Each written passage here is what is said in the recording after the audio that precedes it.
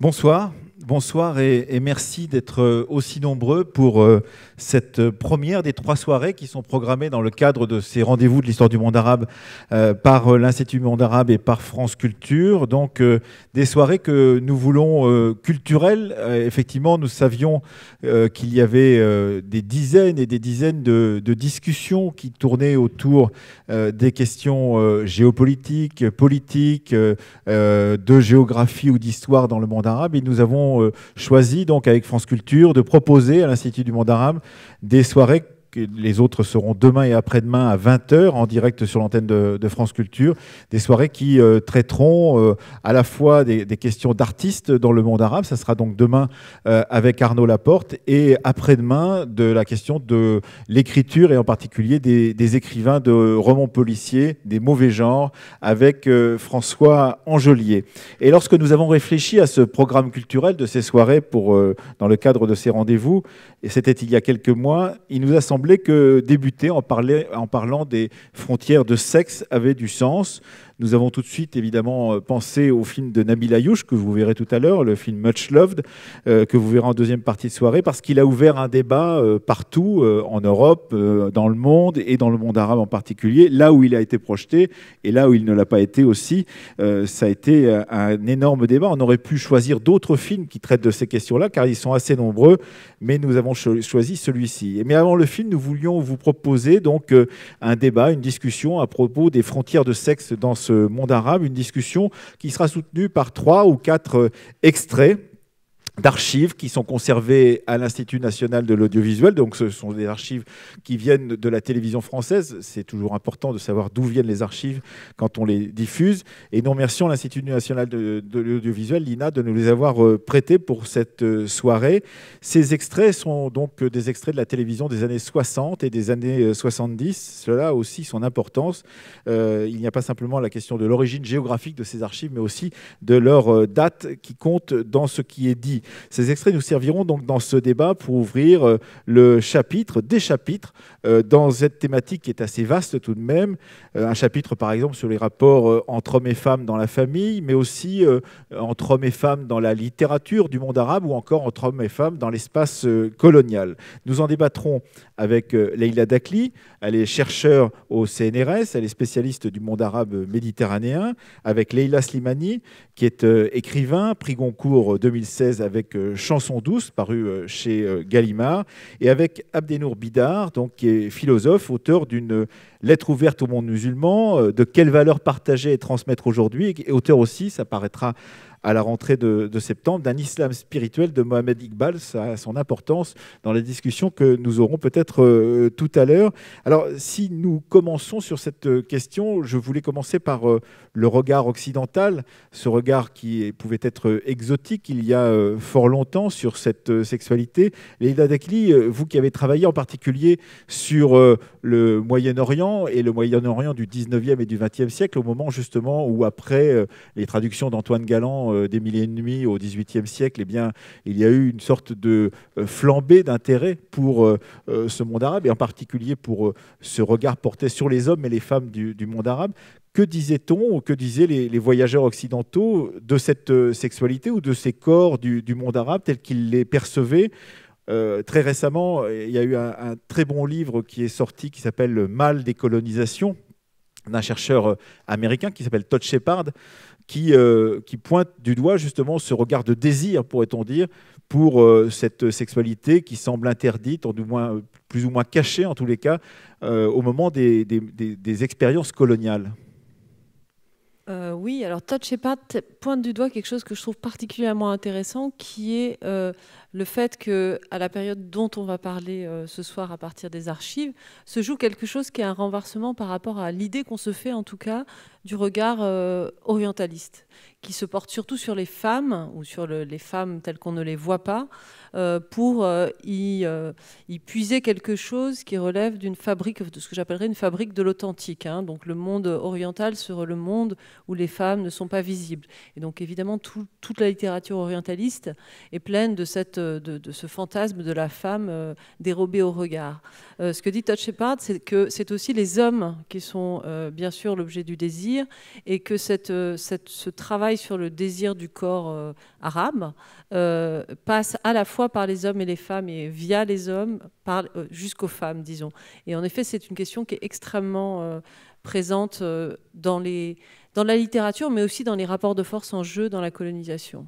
Et cela, ça n'a pas été très récemment dévoilé d'une certaine façon dans les discussions que l'on pouvait avoir sur ce qu'était la colonisation. On a souvent parlé d'une colonisation qui était brutale, une colonisation qui était de force d'une certaine façon, mais on aborde très récemment ces questions qui sont, disons, de regard porté par le désir des hommes ou des femmes sur les corps des hommes et des femmes de cet espace géographique. Je pense que le débat était ouvert sur deux fronts qui ont longtemps pas dialogué, c'est-à-dire l'un, la littérature de voyage, l'orientalisme et cette tradition-là, et de l'autre, la guerre coloniale, où là, la violence sur les corps est extrêmement visible, ostentatoire, et là, on a eu des travaux sur la guerre d'Algérie, bien sûr, énormément sur les questions de viol, sur les questions d'émasculation, sur les questions d'humiliation et de torture qui s'exercent sur les corps. Et en fait, on a longtemps pas vu le lien entre les deux. Et c'est ce lien-là, en fait, qui travaille sur la question justement des frontières et des questions de sexualité, de miroir sexuel entre le monde colonisé et le monde des colonisateurs. Abdenour Bidar, si on regarde la façon dont justement cet orientalisme s'est intéressé au texte, pourrait-on dire, canonique des penseurs ou des écrivains du Bagdad du Xe siècle ou du IXe ou du Xe siècle. Qu'est-ce qu'on en a dit de ces textes qui étaient des textes extrêmement libres, qui parlaient d'amour entre hommes, d'amour entre hommes et plus jeunes garçons, par exemple, d'amour entre hommes et femmes, et de façon très libre. Qu'est-ce qu'il en a été dit pendant très longtemps, et surtout, qu'est-ce qu'on a fait de cet héritage, de cette discussion des rapports d'hommes et de femmes dans la littérature de ces années-là? Oui. Ce regard extérieur que vous évoquez, qui a commencé à s'ouvrir à l'époque coloniale, c'est un regard qui, me semble-t-il, a beaucoup évolué en passant par, je dirais, 3 phases notamment. Il y a d'abord eu ce regard extérieur qui a idéalisé en s'appuyant justement sur la lecture de cette littérature, surtout de cette poésie extrêmement libre qui décrivait un Orient fantasmé, comme vous l'avez dit, comme un lieu de volupté, comme un lieu de rapports complètement émancipés, de jeux amoureux, hein, d'une érotique à peu près indéfinie et complexe, où tous les rapports possibles étaient mélangés. Hein, envisageables. Les plaisirs de la chair, les plaisirs du vin, donc les plaisirs de toutes les ivresses. Bon. Qui évidemment avait une connotation mystique chez un certain nombre d'auteurs de poésie. Donc il y a eu ce moment d'idéalisation d'une société dans laquelle le fait que, je reprends un terme que vous avez utilisé, le corps de la femme soit dérobé, a été vécu comme quelque chose d'éminemment érotique et susceptible d'entretenir le désir. C'est le fantasme, alors sous sa forme véritablement la plus commune, c'est le fantasme du harem, c'est-à-dire de ces femmes qui seraient quelque part disponibles, mais dans un lieu qui est invisible. Voilà, et dans ce paradoxe de l'hyperdisponibilité du corps féminin et de son invisibilité totale, va s'engouffrer pour le désir masculin et le fantasme masculin, quelque chose qui le met dans une tension à peu près insupportable. Première époque. Et puis ensuite, il y a eu de la part de l'Occident et de la part donc de ce regard extérieur, quelque chose qui a viré du côté, pour le dire rapidement, du discours émancipateur. Du discours émancipateur, c'est-à-dire que la femme qui apparaissait comme jouir d'une position finalement assez désirable parce qu'elle était dérobée et en tant que telle objet de désir, est apparue tout d'un coup comme la prisonnière qu'il fallait délivrer. Donc à partir de là, eh bien, dans la continuité et à l'intérieur d'un discours féministe d'émancipation, la femme arabe, la femme du monde arabo-musulman a été présentée comme une de ces femmes en particulier qu'il s'agissait de délivrer. Et puis là, je pense qu'on est maintenant dans un troisième temps de ce regard extérieur, au sujet duquel peut-être il faudra dire quelque chose à un moment. Je pense à Lévi-Strauss et à ce qu'il dit du regard éloigné. C'est-à-dire que dans ce regard extérieur, il y a aussi la dimension, je dirais, positive d'un regard critique, qui est le regard distancié. Bon.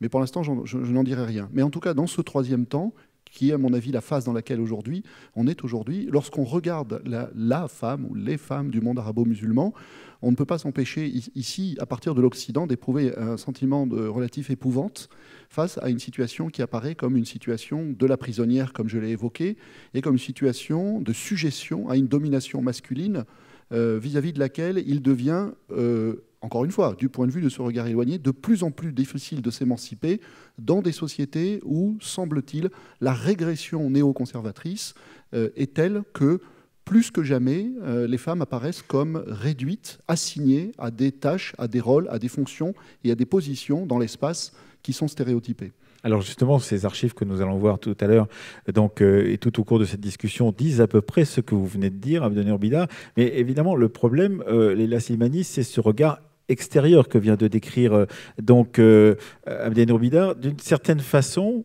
on voit bien que, vu de France, par exemple, ces questions de présence des corps, de rapport des corps, sont toujours des questions qui sont éloignées, comme le disait très bien Abdenour Bidar, souvent critiques, et qui ne prennent pas compte, peut-être parce qu'on n'a pas suffisamment de littérature, de témoignages, de ce qui se passe vraiment, d'une certaine façon, au sein des familles, au sein des rapports de couple, par exemple, etc. Et tout à l'heure, vous entendrez quelqu'un que vous connaissez bien, à savoir Fatima Mernissi, qui dira des choses de ce type-là. Il faut mieux comprendre de l'intérieur ce qui se passe dans ce monde et pas le regarder avec ce regard très éloigné et de jugement. Qu'est-ce que vous en pensez de cela, Fatima Mernissi? Oui, Leïla Slimani. Leïla Slimani. D'abord, oui, effectivement, il y a une tendance à, par exemple, au niveau de la femme, je trouve qu'aujourd'hui, il y a une tendance à essentialiser la femme musulmane ou la femme maghrébine et à oublier complètement son histoire. Moi, je suis complètement frappée par le fait qu'aujourd'hui, on me parle parfois, moi, certains médias ou des journalistes me parlent comme si j'étais une espèce d'exception, parce que je suis libre et parce que je parle, je serais complètement exceptionnelle, et d'oublier complètement que les sociétés maghrébines, les sociétés arabes sont depuis longtemps, enfin, contiennent depuis longtemps des femmes qui parlent, qui se rebellent, qui sont libres, qui essayent de faire leur place comme elles veulent. Et dans la deuxième phase, on parlait Abdenour Bidar, pour revenir là aussi à Fatima Mernissi, elle raconte justement son histoire. C'est quand même une jeune fille qui est née dans un harem dans les années 30, qui raconte ce que c'est de sortir du harem, et qui raconte que la période de sortie de la colonisation, c'est aussi une période très ambiguë, parce que c'est à la fois un moment où les nationalistes vont, dans leur discours, dire il faut libérer les femmes, il faut ouvrir les écoles aux femmes, où on a au Maroc, par exemple, la sœur du roi qui enlève son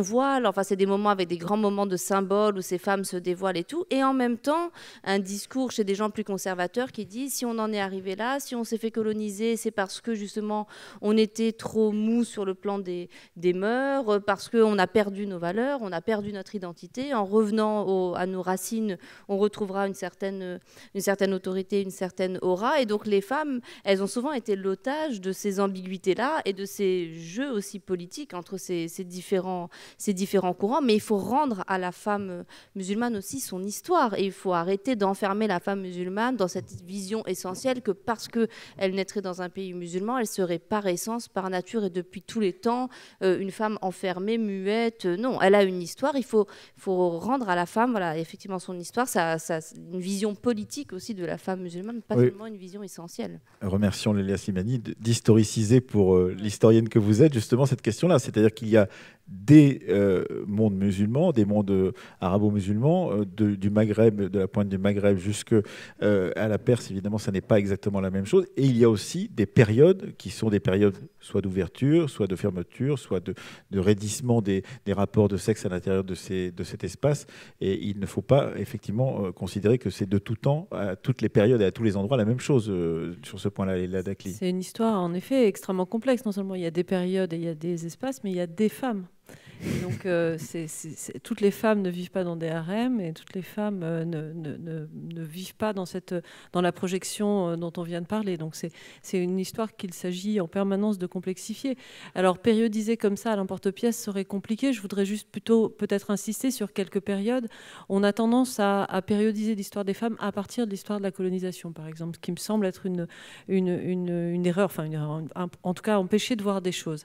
L'histoire des femmes dans le monde arabe arabe, et si on la porte par exemple avec les combats féministes, elle est tout autre. On périodise en général, on parle d'une première phase féministe un peu invisible, un peu littéraire, qui est justement à peu près mi-19e et qui accompagne en fait ce qu'on appelle la Renaissance arabe, la Nahda. Donc il y a une Renaissance féminine arabe, féministe et féminine, mais aussi féminine, avec une littérature féminine pour les femmes, avec les femmes. Et puis il y a aussi le combat qui se met en place à peu près de manière contemporaine du combat des suffragettes, aux suffragettes. Etc. Tout ça est assez classique. Ce que je trouve intéressant, c'est le tournant de l'entre-deux-guerres dans le monde arabe, parce que un peu partout, les combats féministes vont peu à peu être contestés par l'ordre colonial, je ne reviens pas là-dessus, mais aussi à l'intérieur par des revendications que je dirais moi en général j'appelle les revendications d'authenticité qui se construisent dans les nationalismes. Les nationalistes dans l'ensemble des pays vont construire une image de la femme au singulier qui la décrit comme devant être ou moderne, ou traditionnelle, mais toujours authentique. Et donc c'est à partir de là que va se construire une forme de piège, disons, qui va singulariser la femme arabe et qui va jouer en miroir avec les colonisateurs de manière assez claire. Alors, puisque Leïla Slimani évoquait cette question du dévoilement, regardons cette première archive qui nous a été confiée par l'Institut national de l'audiovisuel. Ce sont les actualités françaises qui étaient projetées dans les cinémas français dans les années 45-50. Il s'agit d'une archive qui date du 1er juillet 1959. Regardons-la et on pourra ensuite la commenter.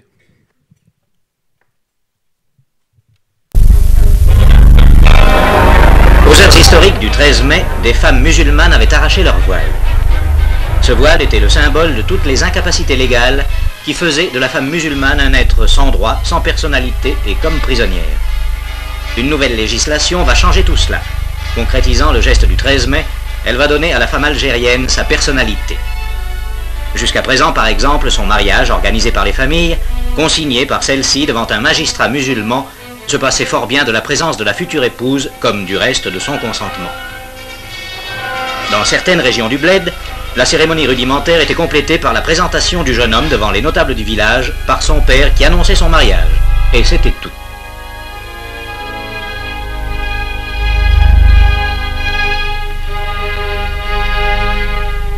Était-il question de divorce? Il était le fait du mari seul.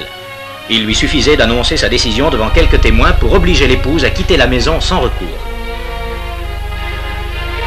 En instituant des dispositions légales pour le divorce et en imposant la règle du consentement mutuel pour le mariage, l'ordonnance prise par le gouvernement français fait une obligation aux futurs époux de dire oui devant un officier d'état civil. Et pour 4 millions de femmes algériennes, cette simple formalité signifie la personnalité et la dignité retrouvées.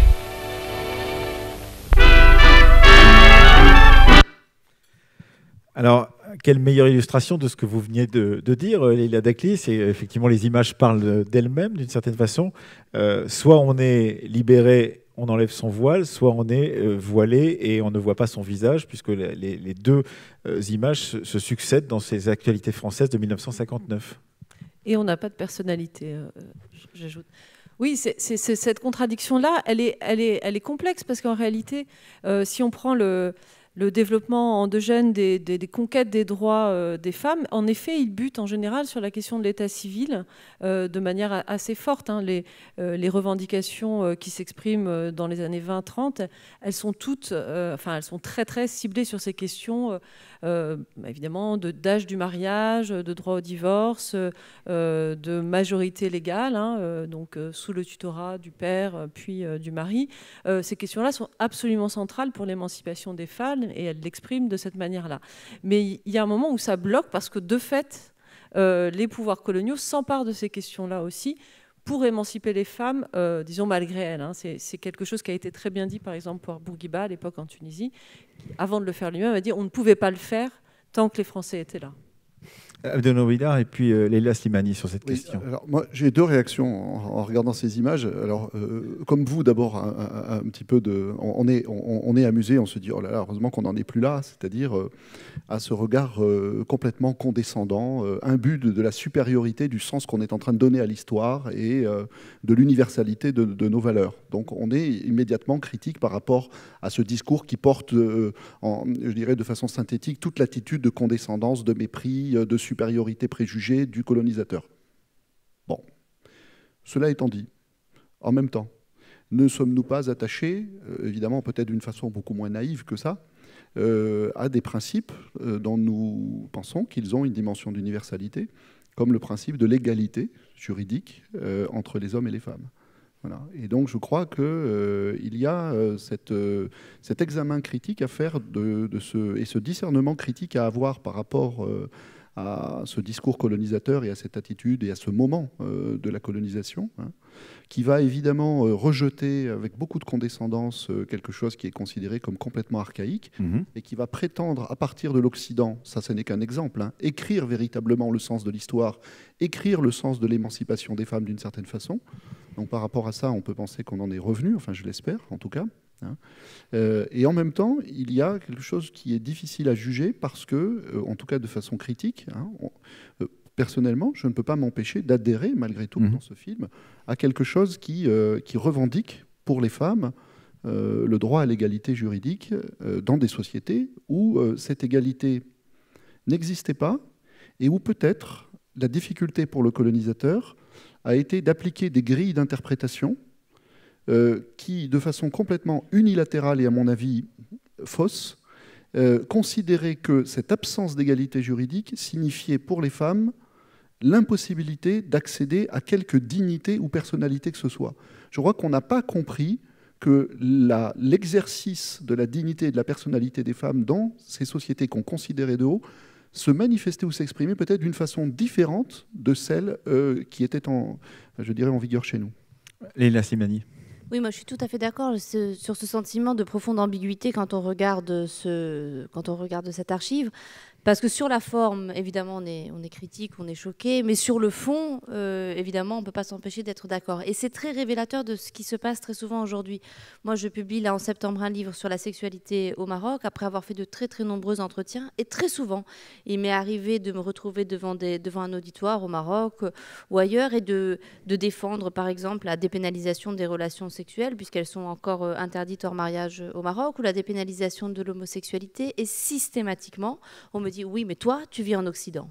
Et toi, tu es une occidentale. Et toi, tu veux nous occidentaliser. Donc, on parlait du regard de l'autre, mais ce regard de l'autre, il raidit encore plus l'attitude des conservateurs, par exemple, ou des gens qui ne veulent pas, parce qu'ils assimilent ça à l'Occident. Ils assimilent ça, finalement, si vous voulez, pour eux, parfois, le féminisme ou la libéralisation des mœurs, c'est d'une certaine façon le cheval de Troie de l'Occident. C'est par là qu'on va bouleverser complètement nos sociétés, qu'on va les abîmer, et à partir de là, ce sera irréversible. Une fois qu'on aura touché à ça, c'est le dernier rempart auquel on s'accroche. Et je pense que vraiment ce regard de l'autre, il est important aussi là-dessus, parce que l'Occident, c'est devenu, vraiment, c'est là-bas, on est dépravé, on peut faire, on peut être homosexuel. Par exemple, le mariage homosexuel, je pense qu'on ne se rend peut-être pas compte en Occident de ce que ça a représenté dans les sociétés maghrébines. Moi, j'ai fait des reportages après en Algérie, en Tunisie, au Maroc. Les gens étaient absolument outrés. Pour eux, c'est vraiment le dernier rempart qui tombe, c'est quelque chose d'absolument atroce. Alors après, si vous voulez, après vous venez, vous défendez les droits sexuels, etc. Mais tout se mêle, tout se mélange, et c'est difficile parfois de faire la part des choses et de leur expliquer que c'est pas parce qu'on défend, par exemple, la dépénalisation des relations sexuelles qu'on veut faire que tout le pays soit homosexuel. Parce que les gens vous disent, tu veux que tout le monde devienne homo. Enfin, il y a une très grande confusion sur le plan des mœurs liée à un regard sur l'Occident qui est très particulier. Qu'est-ce qui vous a donné envie justement de travailler sur cette question de la sexualité dans ce pays qu'est le Maroc, justement, Leïla Slimani? Parce que quand j'ai publié mon premier roman, qui est un roman sur l'addiction sexuelle, absolument, je suis allée le présenter au Maroc, et que dans les premiers endroits où je l'ai présenté, donc des facultés, des médiathèques, etc., à plusieurs reprises, des femmes sont venues me voir après la présentation, et puis de manière un peu secrète, elles ont commencé à discuter avec moi et puis à me raconter parfois leur vie, mais de manière très très intime, me raconter des choses parfois très crues, très violentes. Et j'ai trouvé leur récit tellement beau, tellement, même la façon qu'elles avaient de les exprimer, leurs mots, la parole sur la sexualité aussi, la façon dont on raconte ce que c'est que l'absence de plaisir ou le plaisir, la difficulté justement à dire le corps, la difficulté à dire la séduction, à dire aussi la souffrance du secret, parce que c'est quand même des pays où le secret est omniprésent. La sexualité, elle va de pair avec le secret, c'est-à-dire que vous faites l'amour, vous avez une vie sexuelle, mais juste vous ne pouvez pas le dire à personne. Et tout le monde l'accepte à condition que vous ne le disiez pas. C'est-à-dire qu'on ne condamne pas votre sexualité tant que vous n'en faites pas la publicité. Et donc, c'est des gens qui vivent dans cette culture du secret qui est absolument qui est terrible. Et donc ça m'a donné envie de donner voilà, une voix à ces femmes qui ne peuvent jamais parler de ça. Leïla Dekli ? Oui, je suis surprise parce que c'est pas l'expérience du tout que j'ai de la façon de parler de sexe dans le monde arabe, et en particulier entre femmes. En effet, c'est pas public, c'est pas forcément quelque chose de dissible ou qu'on peut écrire, mais il me semble qu'au contraire, la société des femmes est un lieu dans lequel on parle volontiers. Oui, non, mais je parler publiquement. Oui, voilà. Entre elles, oui, Voilà, mais parler société publiquement, des parce que publiquement, si vous avouez ce que vous faites, puisque là, c'est par exemple des femmes homosexuelles, etc., c'est des femmes qui risquent la prison. Oui. Alors, on va écouter un deuxième extrait, c'est l'extrait numéro 3, si vous voulez bien. Un deuxième extrait d'archives tirées des archives de l'Institut national de l'audiovisuel. Et là, il s'agit d'une émission dont ceux qui ont regardé la télévision dans les années 70, c'était une émission qui a joué un grand rôle dans la libération sexuelle aussi des femmes et des hommes, mais beaucoup des femmes, parce qu'elle était programmée en tout début d'après-midi. Ça s'appelait Aujourd'hui Madame, je ne sais pas si vous vous en souvenez, et c'était théoriquement destiné aux ménagères qui étaient chez elles et qui, à qui on pouvait donner quelques conseils. Et très rapidement, cette émission s'est émancipée au point de parler justement de sexualité à 14h30 à la télévision. Et il y avait un épisode, et même 2 épisodes de cet Aujourd'hui Madame dans les années 70, en 78, qui traitaient de la question sexuelle dans l'islam. On écoute un échange entre quelqu'un qui plaide d'une certaine façon pour une sorte d'islam et de sexualité littéraire dans les poèmes musulmans. Il s'agit du traducteur René Kawam. Et puis de l'autre côté, de Fatima Mernissi, sociologue marocaine, qui plaide pour une véritable approche de ce qui se passe dans les sociétés maghrébines des années 70. Et vous verrez qu'ils ne sont pas forcément d'accord. On regarde cet extrait qui dure environ 3 ou 4 minutes. Bonjour, dans notre série L'histoire de l'amour, nous abordons aujourd'hui l'islam. L'islam, ce mot évoque les harems, les femmes voilées, la polygamie, mais surtout un monde mystérieux et inaccessible que je vous propose aujourd'hui de découvrir grâce à Fatima Mernissi, qui est marocaine, sociologue et enseignante à la faculté de lettres de Rabat. Grâce aussi à René Kawam, qui est islamologue, romancier, qui est spécialisé dans la recherche et la traduction de grands textes arabes anciens, comme celui que nous allons découvrir maintenant, qui est La prairie parfumée où s'ébattent les plaisirs, chez Phébus. Ce livre est un livre du XVe siècle, qui est un livre dont on a beaucoup parlé. Est-ce que vous pouvez nous en dire 2 mots? C'est un classique de l'érotologie arabe. Il a été beaucoup imprimé en arabe et beaucoup traduit. Il y a eu à peu près une vingtaine de traductions, et j'ajouterai de traductions erronées, puisque mon travail a été d'abord d'examiner les manuscrits arabes, d'examiner les manuscrits, de confronter les différents textes, d'établir le texte authentique avec une technique connue, puis ensuite de vérifier la traduction et de voir les écarts. Alors j'ai donné dans l'introduction toutes les aventures, c'est un très beau conte, l'introduction, les aventures d'un texte arabe manipulé, traité de bas, de vil ou bien de sublime, etc. Mais vous dites que c'est un classique de l'érotologie. C'est un classique. De l'érotologie arabe. Alors, il y a une littérature érotique arabe classique. Ah oui, elle est très très nombreuse, la littérature. D'autant plus que l'érotologie en arabe, c'est une science. C'est une science dont on parle même dans les mosquées à la suite des études théologiques, puisqu'il s'agit de voir dans quelle mesure on est en période de pureté légale ou pas. C'est le premier extrait de cette émission Aujourd'hui Madame, et je voudrais qu'on passe maintenant le second, où on voit que cette vision littéraire de René Kawam se heurte à une vision peut-être plus sociologique, celle de Fatima Mernissi. Donc la suite. Ces gens ne se rencontrent jamais, c'est Qais et Leïla, Jamil et Boutaina, etc. C'est ce que vous appelez, Monsieur Kawam, l'amour total. L'amour total. Ce que j'appelle l'amour total, c'est-à-dire celui qui est à l'échelle, au degré suprême de l'échelle, dans les manifestations d'amour. Alors à ce moment-là, j'explique de cette façon qu'il y ait un amour d'homophilie, par exemple. parce que chaque fois que l'amour dépasse le corps en l'assumant, et ensuite surpasse et son amour et ne considère que l'amour de l'amour, à ce moment-là, il y a une sorte de sublimation, si vous voulez, mais moi j'appellerais cela une sorte de transfiguration totale, dans laquelle l'acte sexuel lui-même ne représente presque plus rien. Et alors, c'est jumelé avec la poésie, c'est jumelé avec toutes les manifestations quelquefois mystiques, puisque à travers aussi l'amour mystique, la piété, si vous voulez, le service du Créateur, on peut trouver aussi cette transformation. Alors à ce moment-là, comment voulez-vous parler d'amour? Il n'y a plus ni mâle ni femelle à ce moment-là. Il n'y a plus...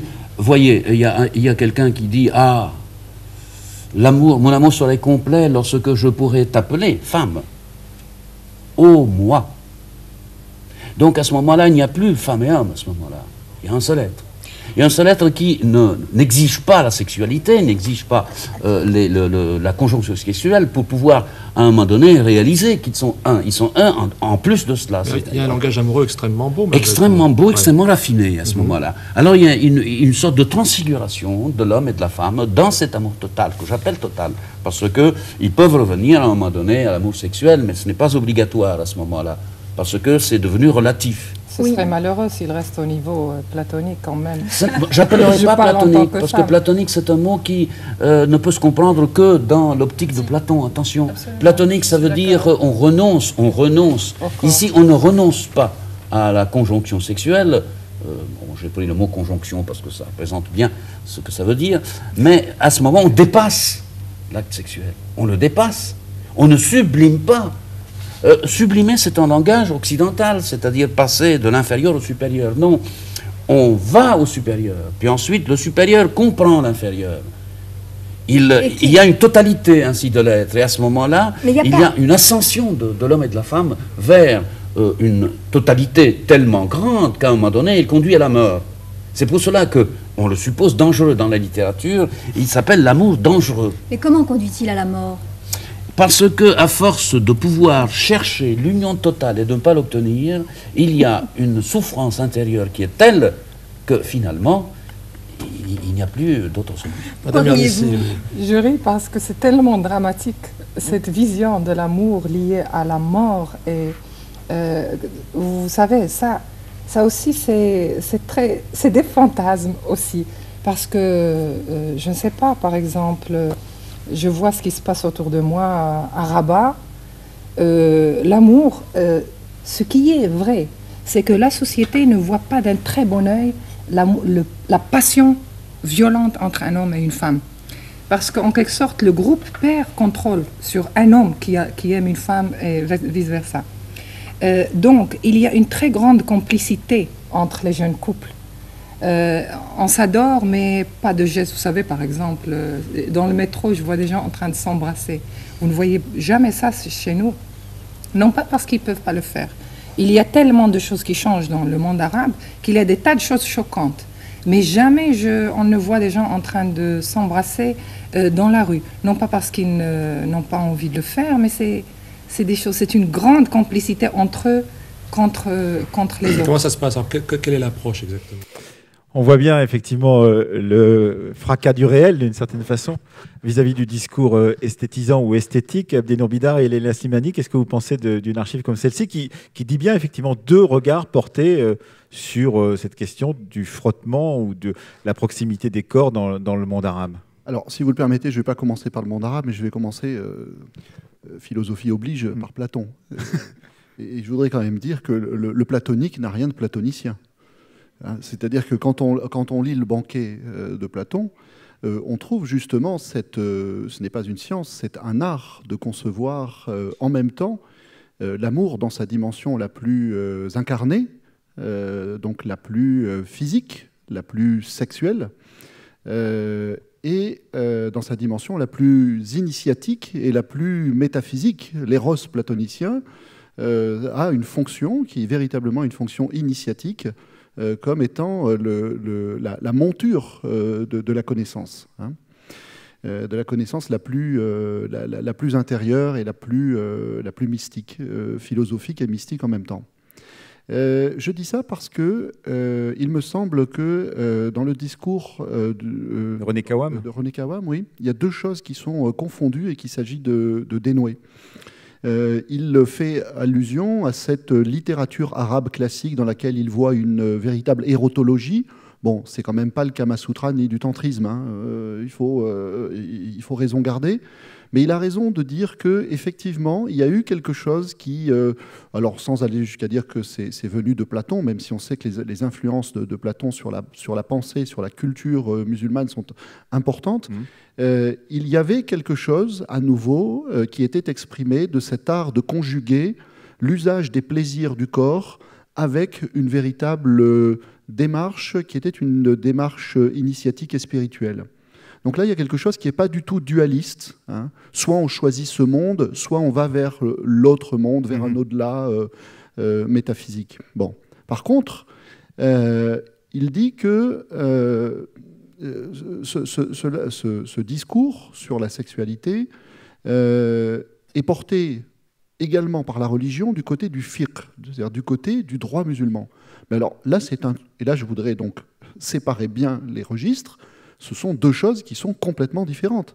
C'est-à-dire ce qui était exalté sur le plan sexuel par la littérature arabe classique de nature poétique était au contraire enrégimenté, embrigadé, découpé en morceaux et mis en pièces par le fiqh, c'est-à-dire par le droit musulman, qui a été une véritable, encore jusqu'à aujourd'hui, une véritable machine de castration du plaisir, hein, et de condamnation sans appel de la sexualité.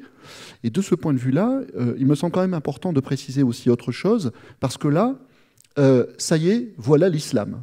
Ça y est, voilà la question de la religion. Hein. Bon, et de ce point de vue-là, moi, ce qui me semble ici spectaculaire dans ce qu'on a regardé, c'est que ça risque d'attiser du côté occidental, encore une fois, ce préjugé que si on veut comprendre quelque chose au monde arabo-musulman, il faut forcément aller chercher du côté de la religion. Et même, plus que ça, il faut forcément aller chercher du côté d'une culpabilité de l'islam qui, par essence, serait absolument contre le plaisir, contre tout ce qui est sensible, etc. etc. Alors que ça, c'est une certaine vision de la religion, une certaine version de la religion qui a été développée par une certaine théologie dogmatique et par le fiqh dont on vient de parler, hein, par le droit musulman dont on vient de parler. Mais en même temps, ce qu'il faut voir, c'est que, en effet, on a tort, à partir de l'Occident, de penser que s'il y a quelque chose qui ne va pas du côté arabo-musulman, qui concerne la sexualité, la place des femmes, etc., c'est nécessairement la faute de la religion. Mais en même temps, comment ne pas voir que, historiquement, et encore aujourd'hui, cette religion islam a régulièrement, trop régulièrement, donné le bâton pour se faire battre, en faisant le pas que Ricoeur appelait le pas du total au totalitaire, c'est-à-dire en prétendant, je parle de cette religion, régler, régimenter, gouverner tous les aspects de la vie humaine, le social, le moral et le sexuel. Leila Simani, je vous ai vu sourire parce que vous connaissiez bien Fatima Mernissi. Et elle-même sourit. Et cette image m'a beaucoup plu quand j'ai regardé cette archive. Je me suis dit, je vais bien apprendre parce que la voyant se cacher derrière un livre pour sourire de ce que disait René Kawam, on voit bien la distance entre une sorte de vision très éthérée de ce qu'étaient les relations sexuelles entre hommes et femmes dans l'islam ou dans le monde musulman, et puis cette pratique qu'elle avait d'une femme qui connaissait la société dans laquelle elle était, qui était la société marocaine. Oui, et cette archive, elle est intéressante parce que c'est tout à fait elle. Ça représente vraiment tout à fait sa personnalité. C'est une femme qui était extrêmement libre, qui aimait bien un peu la provocation. Et ça dit aussi beaucoup de choses sur ce qui est devenu notre société. Moi, je me souviens de Fatima Mernissi à la télévision. Dans les années 80, un jour, elle était interviewée par quelqu'un et puis elle dit de manière tout à fait naturelle, elle a raconté qu'elle était avec un homme avec qui, dont elle était amoureuse, qu'elle n'était pas mariée avec lui, c'était un Américain, je crois. Et elle raconte ça de manière tout à fait naturelle et on passe ensuite à autre chose. Et souvent, je me suis dit, est-ce qu'aujourd'hui, à la télévision, à 20h, est-ce que la même femme qui dirait de manière tout à fait libre qu'elle est très amoureuse d'un homme avec qui elle vit de manière libre en concubinage et tout, je ne suis pas certaine que ça passerait de la même manière.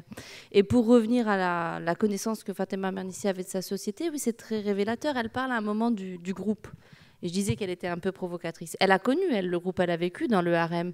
Et elle dit, dans Rêve de femme, elle dit la société marocaine est une société fondée sur l'allégeance au groupe, l'appartenance au groupe, et celui qui transgresse, celui qui dépasse les houdoud, ce qu'elle appelle les houdoud, les frontières sacrées, celui-là va le payer très cher. La marginalité se paye très cher quand vous êtes homosexuel, que vous êtes marginal, que vous êtes différent, que vous ne voulez pas suivre les règles, vous allez payer le prix fort. Et elle, en même temps, c'est quand même une femme qui a transgressé et qui finalement a d'une certaine manière réussi sa vie, réussi son parcours. Mais c'est vrai que la question du rapport au groupe est finalement encore parfois plus forte, j'allais dire plus pertinente que la question religieuse. Et de la peur de la passion, comme elle dit. Oui, parce que la passion, elle vous détourne du groupe, elle vous détourne du respect dû aux anciens, du respect dû aux parents, du respect, ce qu'on appelle chouma, par exemple. On dit toujours chouma. D'ailleurs, quand vous regardez à la télévision, vous allez au cinéma regarder une scène d'amour, même si elle n'est pas du tout sexuelle, si elle juge, les gens font toujours comme ça, chouma, parce que l'amour, le fait d'exprimer comme ça. Mais c'est une espèce d'expression, d'extériorisation comme ça d'un sentiment qui ne se fait pas. Et je pense qu'il faut sortir effectivement des explications qui sont toujours religieuses. Il y a aussi des éthiques qui viennent d'autre chose que de la religion. Il y a des choses qui ne se font pas.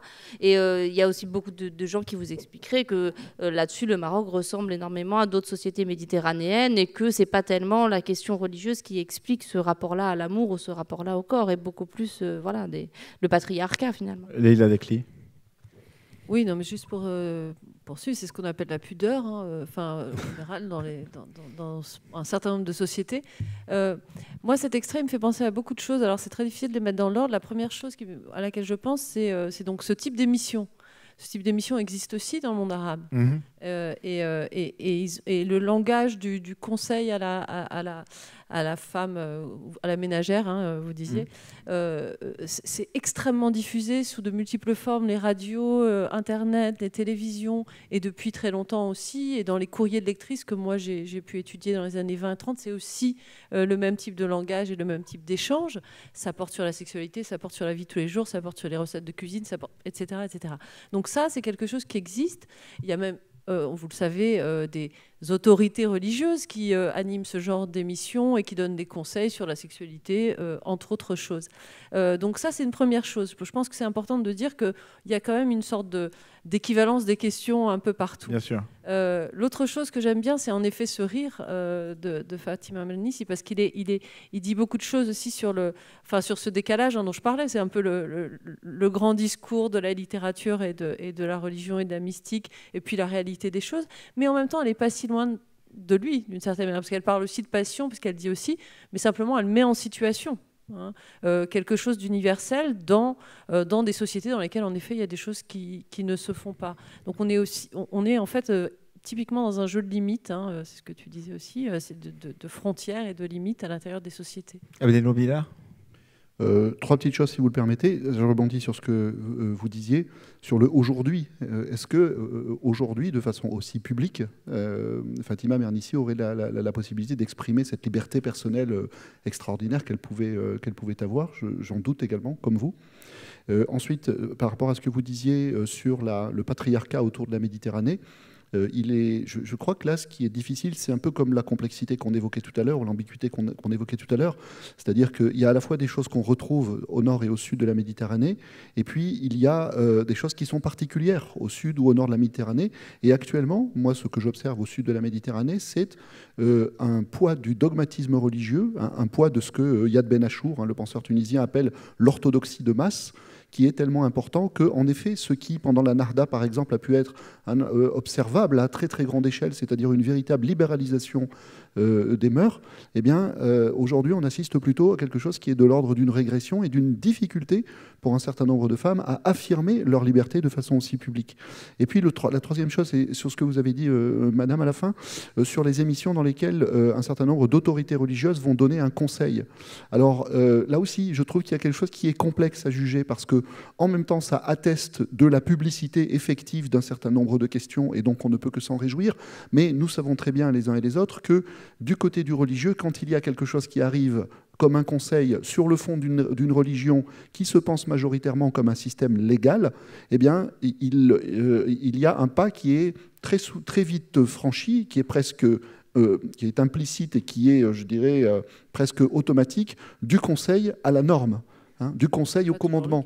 Et par rapport à ça, je pense que la liberté de conscience de l'individu a encore des progrès à faire pour s'émanciper de quelque chose qui peut être présenté comme un conseil, mais qui peut être vécu subjectivement, intériorisé subjectivement, comme un commandement auquel il est difficile de se soustraire. Donc je pense qu'il y a là une histoire en cours sur laquelle il ne s'agit pas de préjuger. Ça ne veut pas dire que la liberté de conscience n'existe pas, etc.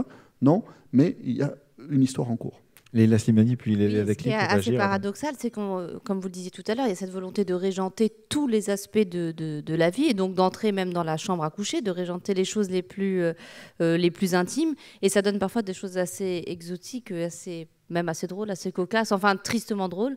Au Maroc, par exemple, il y a un cheikh qui est mort il y a 2 ans, qui s'appelait Zemzmi, qui faisait des fatwas sexuels absolument dingues, donc qui expliquait que, par exemple, vous pouviez faire l'amour avec votre femme 2 ou 3 heures après sa mort pour lui dire au revoir, que ça n'y avait aucun problème avec l'islam, enfin des choses comme ça. Et ce qui est très très étonnant, moi j'ai écouté ces émissions de radio où les gens disent alors qu'est-ce que dit le Coran, qu'est-ce que dit la religion là-dessus, vous pouvez leur dire quelque chose qui n'a aucun sens, c'est-à-dire que lui disait ça qui n'avait aucun sens, mais comme il avait cette espèce d'autorité religieuse, j'entends des gens qui me disaient il l'a dit donc c'est possible, c'est-à-dire que même le bon sens quotidien commun disparaît, parce que si lui, cette figure qui était un monsieur qui dirigeait une grande mosquée à Tanger puis à Tétouan, etc., il l'avait dit, donc c'était possible, on pouvait faire ça, et c'est allé très très loin.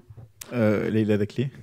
Oui, alors en effet, on peut prendre ces exemples, mais on peut en prendre d'autres. Alors là, peut-être qu'il y a une petite différence entre ce qui peut se passer dans les télévisions au Maghreb avec des chiites officiels ou autoproclamés qui sont souvent des hommes, et des femmes qui s'emparent du texte religieux pour donner des conseils qui vont mettre en accord des pratiques sexuelles avec le texte religieux. Et donc, ça, ça existe en Égypte, ça existe en Égypte, ça existe beaucoup plus au Moyen-Orient, je dois reconnaître, mais ça existe beaucoup sur Internet, et c'est des plateformes où on discute beaucoup, et tout ça, et où en effet cette idée d'être à la fois en accord avec la religion et de pouvoir avoir une vie de femme qui permettent un épanouissement sexuel, etc., est quand même au centre des préoccupations des jeunes femmes musulmanes aujourd'hui.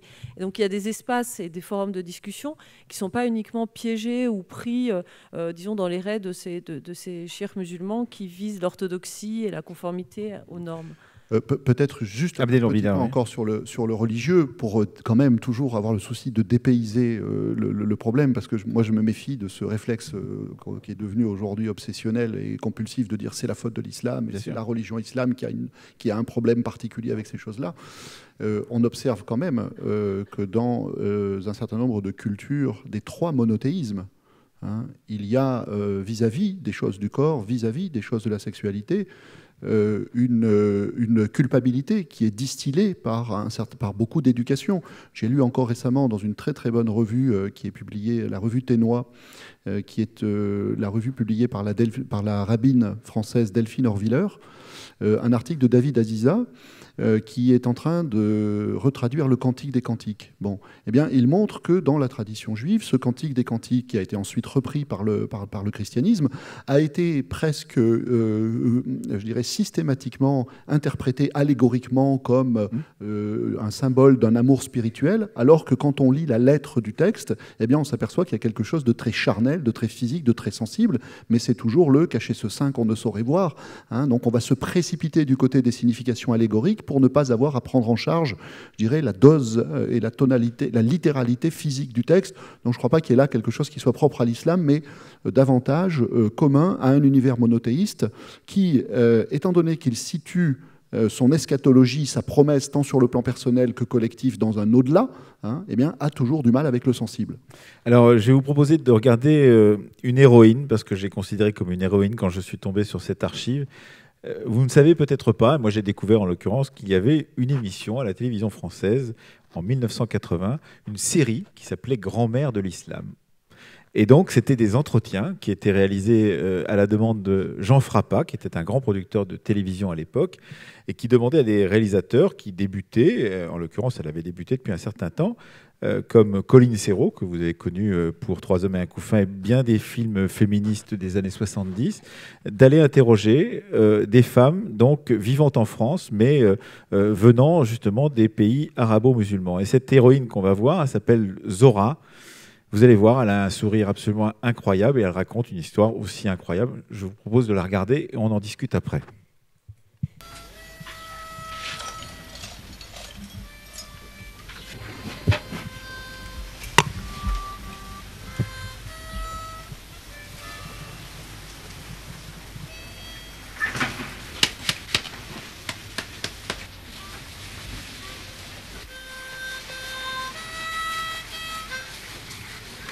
C'était les parents qui commandaient, c'est pas nous qu'on commandait. C'était très difficile. Moi, je vous dis, mon mari, je ne l'ai pas connu jusqu'au jour du mariage. Ma mère, oui, mes frères, mes beaux-frères, tout ça, oui, mais moi, non. Parce que j'allais presque tous les soirs. Elle est toujours dans une chambre à côté. Ce qui se faisait dans la cuisine chez nous anciens. J'avais vu une fois en passant comme ça, parce qu'on habite en ville. On a une terrasse, et puis après les terrasses, il y a des petits murs, vous savez, en briques. Vous savez, des petites fenêtres en briques. Alors là, j'ai penché, je l'ai vu, mon frère m'a dit, c'est celui-là ton fiancé, c'est celui-là ton fiancé. On a une repasseuse, vous savez, alors il venait repasser son lait. Il faisait 5-6 fois la journée. Ma soeur, elle me dit, c'est pour te voir. Et puis ma foi, je ne regrette pas. Je ne le regrette pas. Très gentil.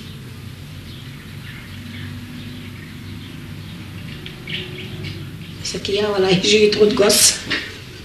C'est ça que je lui reproche. Trop de petits. Vous savez, pour faire 20 gosses, hein, ça n'a pas été... Je peux parler fort? Ça sent le gaz, non? Il me semble. Oui, ça sent le gaz. Regarde voir, ferme la bouteille.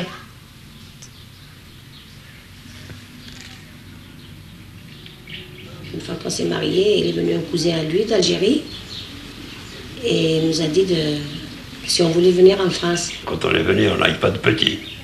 Des nouveaux mariés, et pas de petits, alors c'est pour ça que tous les petits sont nés ici à Gardanne. Puis quelques temps après, il s'est fait embaucher à la mine. Oh ben je crois qu'il a travaillé 9 ans de mine.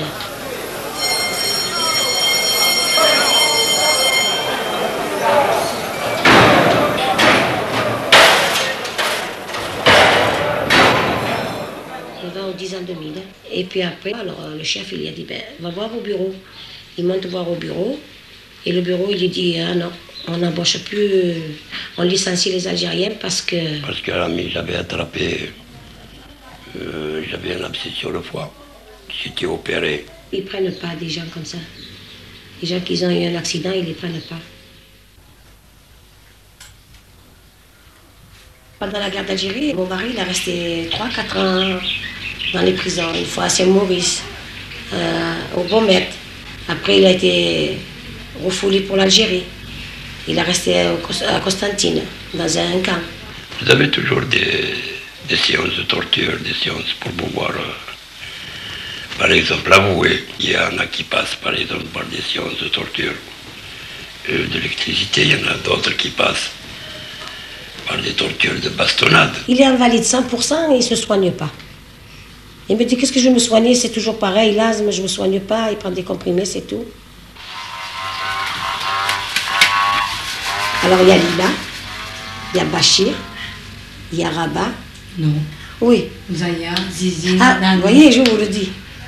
Alors il y a Lila, Zaya, Bachir.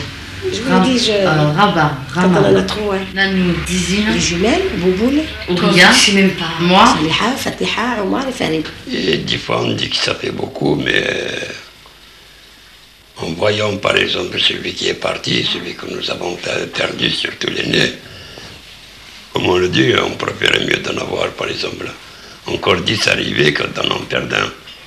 J'ai perdu un garçon, et puis ensuite tous les ans un petit. Une derrière l'autre. Comme les lapines. Vous avez vu? Vous avez raison, là. Bien sûr. On ne peut rien faire, ma fille. Comment ils faisaient les On ne peut rien faire. Eh ben, tous les Algériens, ils ont beaucoup de petits. Les Siciliens. Combien il en a eu, Marcel? 5? Il y en a eu 5. Et les Siciliens, les Italiens, je crois qu'ils n'en avaient pas. Mais ils en ont eu beaucoup. Moi, j'ai connu des familles à Gardanne qui en avaient 4, ils en avaient 5, ils en avaient 6. Ouais, mais pas le double de toi. Ah, ben le double que moi. Moi, j'étais faite pour ça. Ouais. J'étais faite pour ça. Qu'est-ce que tu veux faire? Ah ben alors, estime-toi heureuse. Ah, ben je suis heureuse. Ah, ben je suis contente. Vous êtes tous grands maintenant. Le dernier, c'est monsieur, là. Ah, ben. Les Français, c'est pas pareil. Ouais, c'est pareil. Pourquoi Ils se gênent, c'est pas comme nous. Allez, ça parle. Nous, c'est un péché, nous. Les Algériens, c'est un péché. De quoi?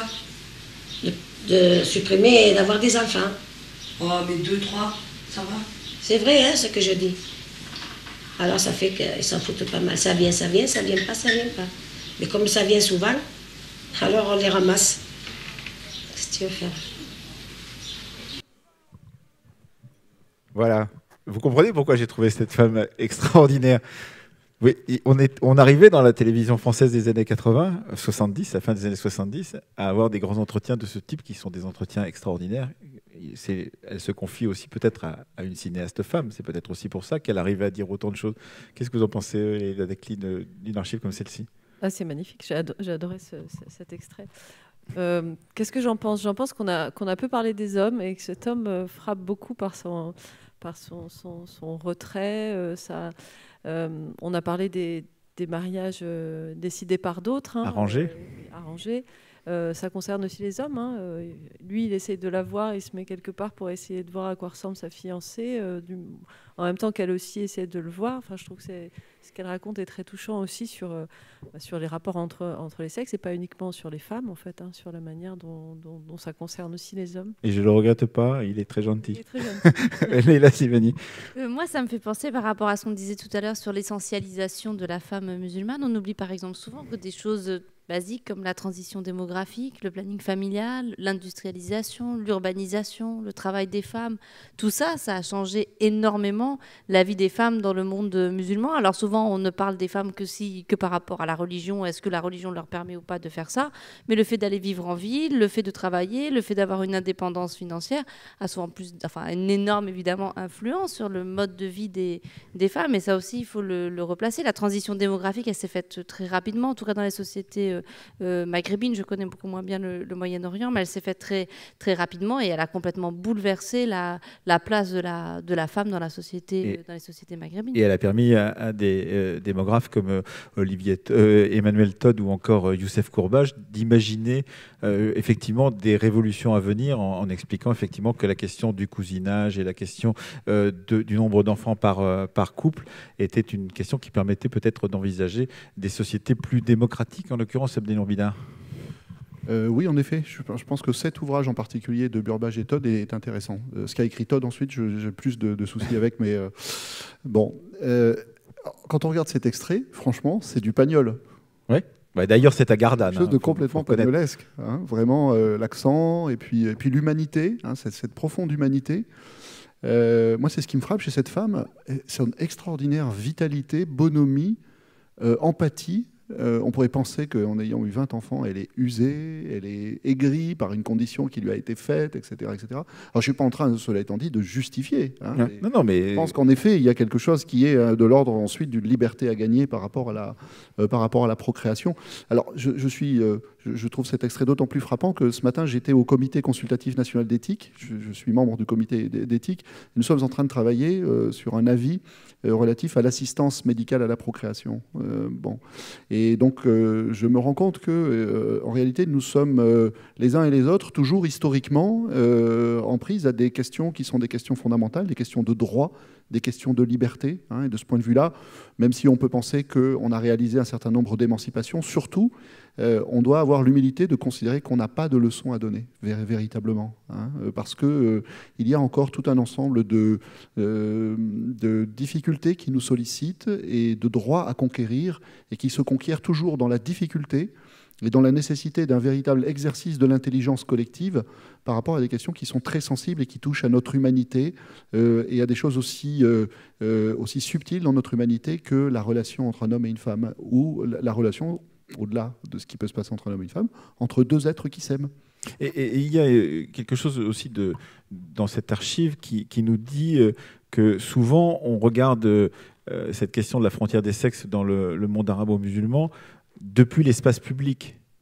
Et que là, on entre dans un espace privé, l'espace d'une maison où l'homme et la femme vivent ensemble avec leurs enfants, et qu'il y a effectivement peut-être une difficulté à mieux envisager ce qui se passe dans ces questions de sexe dans le monde arabe, si on ne va pas passer ce pas, rentrer derrière la porte. Donc, qu'est-ce que vous en pensez, Léna Dakli ? J'en pense que comme partout, c'est difficile de rentrer Bien sûr.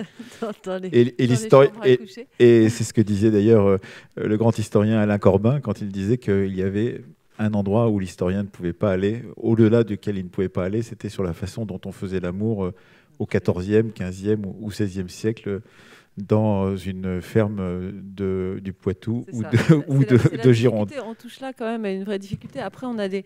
et je pense que la démographie nous dit pas tout, mais ce qu'on a dans ces extraits qui permet d'appréhender des choses qu'on a par ailleurs statistiquement, c'est la voix j'imagine, de sa fille, qui lui dit 2 ou 3, ça suffit, et elle qui dit mais moi je peux pas, c'était bien comme ça. Enfin, et puis je voudrais juste revenir sur cette histoire des hommes maghrébins, parce qu'on est là, on a quand même, on a beaucoup parlé des femmes, et je trouve ça important, mais les femmes sans les hommes, ça marche pas non plus. Une des manières d'appréhender ce qui se passe dans la chambre à coucher, c'est aussi d'essayer de voir. Et il me semble qu'on parle aujourd'hui beaucoup des questions d'émancipation des femmes, de leur instrumentalisation, etc. Et il fut un temps, et ça, Todd Shepard le dit aussi très bien, où on parlait aussi de l'émancipation des hommes, quand on parlait des migrants et de la solitude sexuelle des migrants, de la manière dont... Vous vous souvenez du livre effectivement de Tahar Ben Jelloun, de La plus grande des solitudes, par exemple. C'était au tout début des années 70, qui traitait de cette question, effectivement, de la solitude sexuelle des migrants hommes sans femmes venant travailler en France, par exemple. Voilà, donc l'histoire qu'il y a derrière cet extrait, c'est aussi cette histoire-là, cette histoire de l'immigré qui va chercher sa femme au pays pour la ramener, et donc qui va s'entourer, alors là, d'une vingtaine d'enfants, c'est pas toujours le cas, mais il y a quand même cette histoire-là derrière, que là, on peut raconter, et sur laquelle on a un certain nombre d'archives, de témoignages, et puis de traces matérielles, les foyers de travailleurs, la manière dont cette vie solitaire d'hommes s'organisait, et la manière dont éventuellement la famille ensuite s'est construite dans d'autres lieux, etc. Oui, puis effectivement, vous insistez là-dessus, mais cette question de la masculinité est une question importante et même essentielle. C'était effectivement le comportement, la façon dont on se pense dans la société soi-même en tant qu'homme, par exemple, c'est important. Il y a eu toute cette polémique qui est partie d'un article de Kamel Daoud, mais qui existe déjà cette polémique ou cette question, en tout cas sur la misère sexuelle. Est-ce que les pays musulmans, est-ce que les pays du Maghreb sont des pays dans lesquels il y a une misère sexuelle? Alors chacun a son avis là-dessus. C'est un concept quand même très englobant qu'il faudrait peut-être préciser, etc. Mais je pense qu'il y a quelque chose de l'ordre... chez une partie de la population, il y a quelque chose de l'ordre de la misère sexuelle. J'ai discuté une fois avec un jeune garçon qui me disait, tu sais, les femmes et le sexe, c'est comme quand on sort des matchs de foot, quand on est très énervé, on casse les belles voitures et on insulte les filles parce qu'on ne peut pas avoir de belles voitures et qu'on ne peut pas avoir de filles. Alors on s'énerve sur eux, on est très violent, etc. Et finalement, par exemple, quand vous vivez au Maroc, vous vivez en Algérie, en Tunisie, si vous avez les moyens d'avoir une jolie maison, si vous avez une voiture, etc., vous pourrez avoir une vie sexuelle comme en Occident, vous pourrez avoir une vie sexuelle sans problème. Mais si vous êtes pauvre, que vous vivez dans un quartier populaire, que vous partagez votre chambre avec vos frères et sœurs, que vous ne pouvez pas amener votre petite copine ou votre petit copain, et ben moi, le nombre de jeunes avec qui j'ai discuté qui disent, au-delà du fait qu'on a le chômage, etc., et tout, on aimerait avoir un moment d'intimité, on voudrait retrouver notre copine, on n'a pas de lieu où se retrouver, on n'a pas d'endroit où pouvoir être tranquille, se tenir par la main, discuter. Je pense que ça mine toute une partie de la jeunesse, en tout cas que j'ai pu rencontrer au Maghreb, qui aimerait avoir la possibilité d'avoir un moment à eux, d'avoir des petits moments d'intimité, de solitude à deux. Peut-être pour compléter ce que vous dites, j'ai l'impression que la souffrance est d'autant plus importante que c'est double peine. C'est-à-dire que c'est à la fois la conjugaison du facteur socio-économique qui fait qu'on n'a même pas les espaces disponibles pour cultiver cette intimité dont tous, en tant qu'être humain, on a besoin, ajouté au facteur que j'évoquais tout à l'heure, c'est-à-dire le problème qui est particulièrement inquiétant d'une religion qui devient hégémonique et qui, à partir de là, va faire que ce qui est de l'ordre de l'intimité, de la pudeur, du secret, etc., devient à un moment de l'ordre du tabou et de la chose interdite qui va être diabolisée ou satanisée, mettant l'individu dans une situation de frustration absolument terrible qui ne peut que se traduire ensuite en explosion de violence. Vous évoquiez tout à l'heure, Leïla Slimani, la question des normes, et en particulier des normes sexuelles, en parlant de la question de l'homosexualité.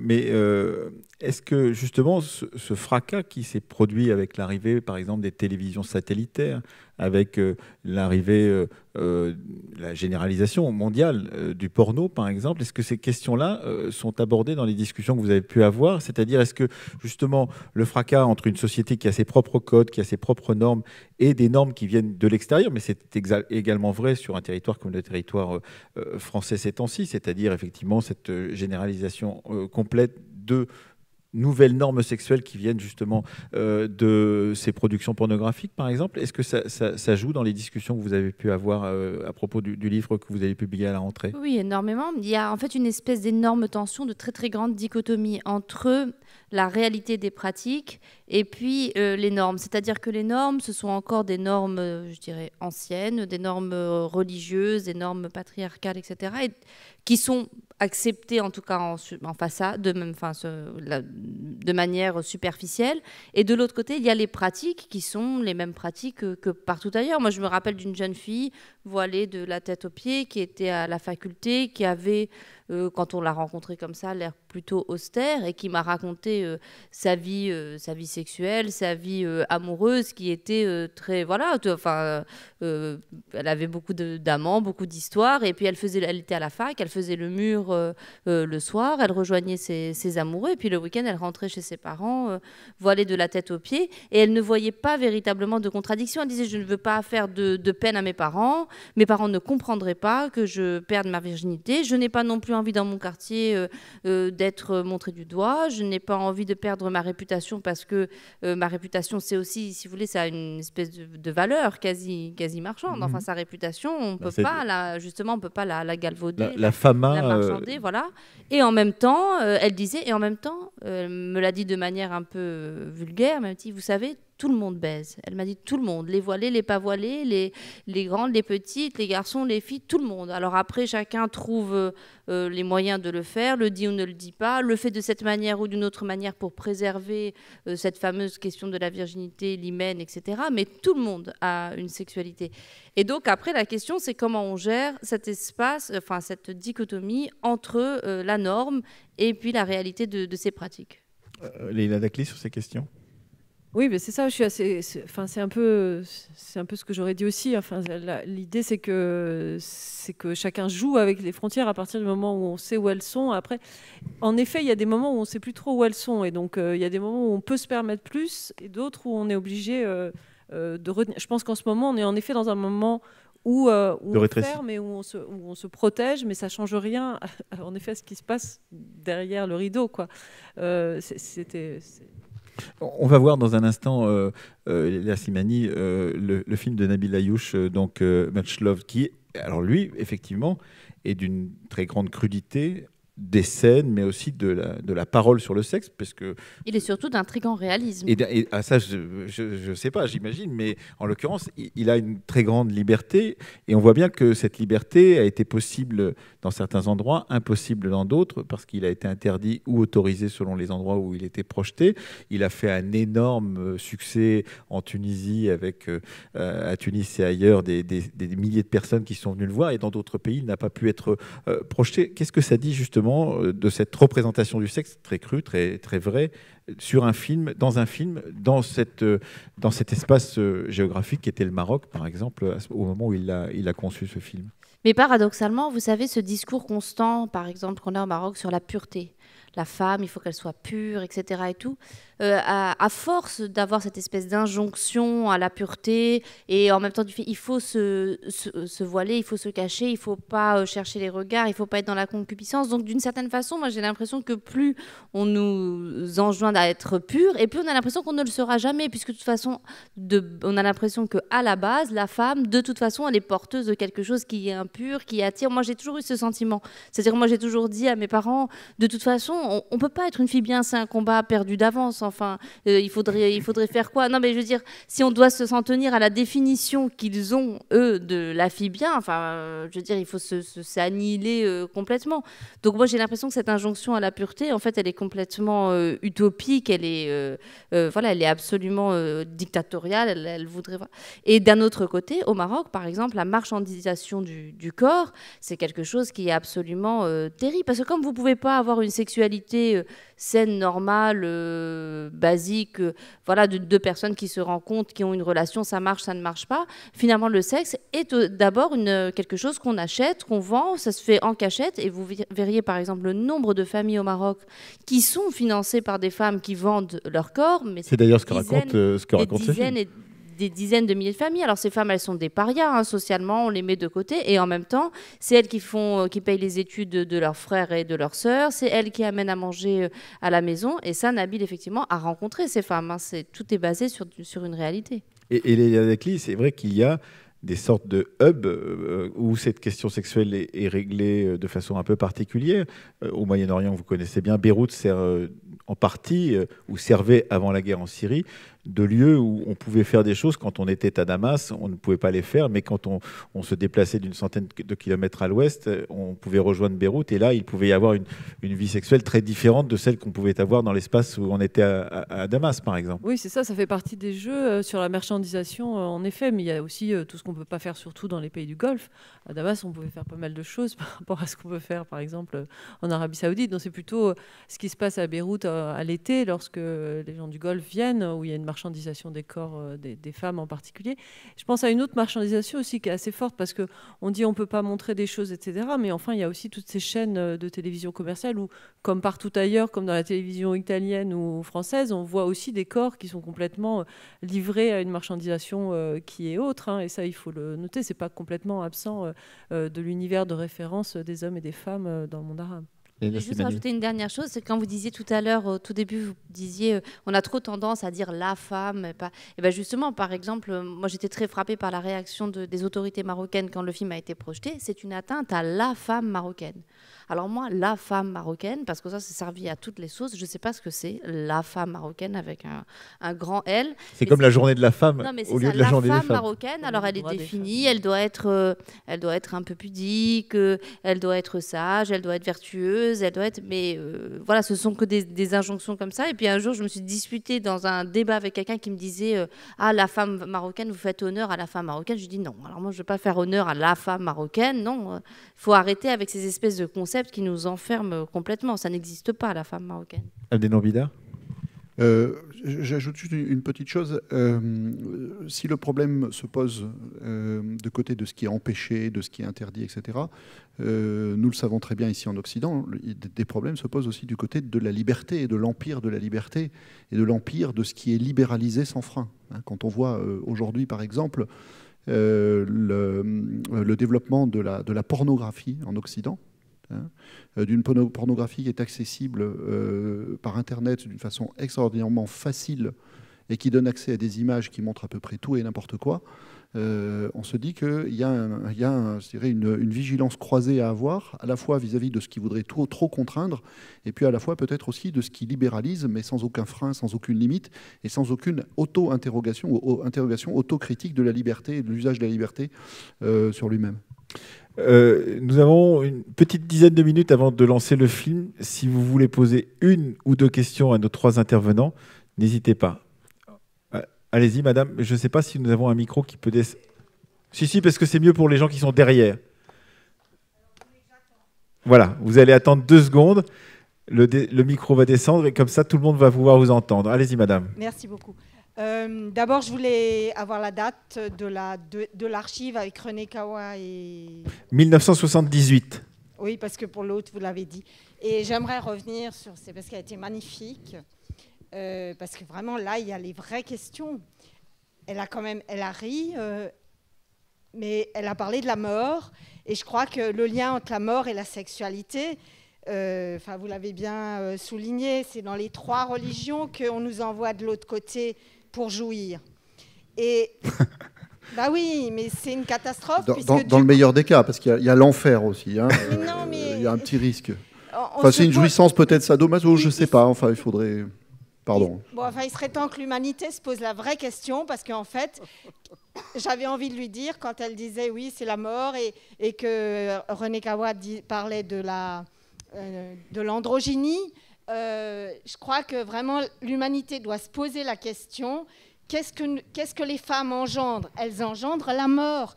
Et on pourrait peut-être arrêter, devenir immortel et devenir ici et maintenant et pas de... Ici et maintenant, c'était un programme, vous vous souvenez, un programme politique dans les années 70, je me souviens. Ça s'appelait Ici et maintenant. Madame, allez-y. Oui, merci. Juste une petite question sur la danse, les danses orientales. Est-ce qu'aujourd'hui elles sont autorisées dans les pays du Maghreb? C'est quand même une des façons qu'avaient les femmes de maîtriser leur sexualité et leur fécondité, il me semble. Et voilà, je voulais savoir où on en était. Et pourquoi la fécondité? Je me pose la question. Il paraît que c'est une façon de maîtriser sa fécondité. Ah, ça, je ne sais pas non plus. Mais, et ces danses orientales sont pratiquées un peu partout, ou vous le savez, ça? Nabil Ayouch a fait un film là-dessus, mais que je n'ai pas vu, mais je sais que... Je ne sais pas. Non, mais... On répond au fur et à mesure ou... Oui. Alors, les situations sont très diverses et les danses sont très différentes dans les contextes. Alors, c'est très compliqué parce que, du coup, il y a le spectacle, il y a de plus en plus de théâtralisation de la danse orientale dans des cercles, disons, de reconnaissance comme une danse, disons... propice au spectacle. Et puis, il y a les cabarets. Et puis, il y a encore les cercles plus fermés où on faisait venir des danseuses pour des mariages, par exemple, ou pour des événements. Les 2 derniers sont plus souvent menacés, évidemment, que la danse plus formelle. Je sais que c'est surtout en Égypte que ça a été le lieu de combat très, très fort, de pouvoir préserver le statut des danseuses de danse du ventre. C'est vraiment là, on est vraiment, alors pour le coup, dans une frange très complexe. Il y a à la fois une très très grande reconnaissance de certaines danseuses qui sont très connues, et puis tout un monde de la danse où là on touche à la marchandisation, où parfois ça va jusqu'à la prostitution. Donc c'est assez complexe. Après, en fonction des édits religieux ou des édits sociaux, on tolérera, on interdira, et où on acceptera. Et c'est vraiment très différent en fonction des milieux, très différent en fonction des types de danseuses et des types de danse. Donc on ne peut pas faire vraiment de généralisation. Quand c'est histoire de fécondité, j'en ai jamais entendu parler, je suis désolée, je ne peux pas du tout. Leïla Slimani. Alors pour l'anecdote, paradoxe de nos sociétés aussi, au Maroc, la danseuse orientale la plus célèbre, la plus aimée, la plus médiatisée est un transsexuel. C'est un homme qui est devenu une femme, qui est une très très grande danseuse, qui danse merveilleusement bien, qui passe à la télévision, qui est en plus une supportrice de notre ancien Premier ministre islamiste, pour qui elle fait des petites vidéos YouTube. Donc vous voyez, on n'est jamais à l'abri d'un paradoxe. Enfin, de ce qui peut paraître ici, en tout cas, comme étant des paradoxes, des contradictions, mais qui, vécues de l'intérieur, finalement, peuvent s'expliquer tout à fait. Monsieur. Moi, je ne comprends pas, Leïla Slimani. Vous nous dites que... ça s'adresse à vous, Leïla Slimani. Monsieur, allez-y. Au Maroc, tout le monde baise, mais vous nous dites que les jeunes n'ont pas d'endroit pour faire ça.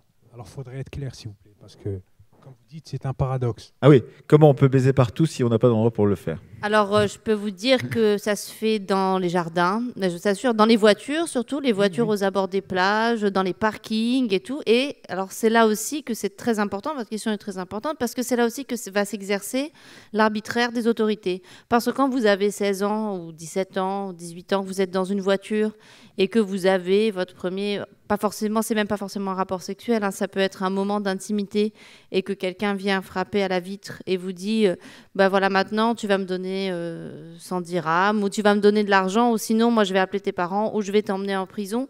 le rapport que vous allez, je pense, nouer avec la tendresse, avec votre propre rapport avec votre corps, va être un rapport de contrainte, un rapport violent sur lequel c'est exercé aussi l'autorité. Et puis souvent l'arbitraire, parce que la plupart du temps, il ne vous emmène pas en prison, il vous dit c'est pas bien, c'est interdit par la loi, mais bon, donne-moi un peu d'argent. Bah, c'est extrêmement humiliant, ce sera le prix de votre humiliation. Voilà. Et je pense que quand on éduque les jeunes comme ça, ils peuvent avoir qu'un rapport assez vicié finalement à l'érotisme, au corps, à l'amour, à l'intimité. Je me demande si... Monsieur. Je vous remercie de m'avoir donné la parole. Je me demande, en vous écoutant, s'il ne faut pas modérer un petit peu. À ma connaissance, la sexualité et l'histoire de sexe et tout ça, c'est le sujet le plus brûlant, le plus dangereux pour la humanité, pour l'homme. Je vous donne un exemple. Si vous voulez, si vous êtes un voleur ou vous faites un crime, vous allez en prison, vous allez payer une amende de l'ordre de... On va dire en France, par exemple, 3 ans de prison, vous payez une vingtaine de 10 000 €. Mais si vous faites un crime sexuel, le juge français va vous punir par 20 000 € pour un viol et 12 000 pour un harcèlement sexuel.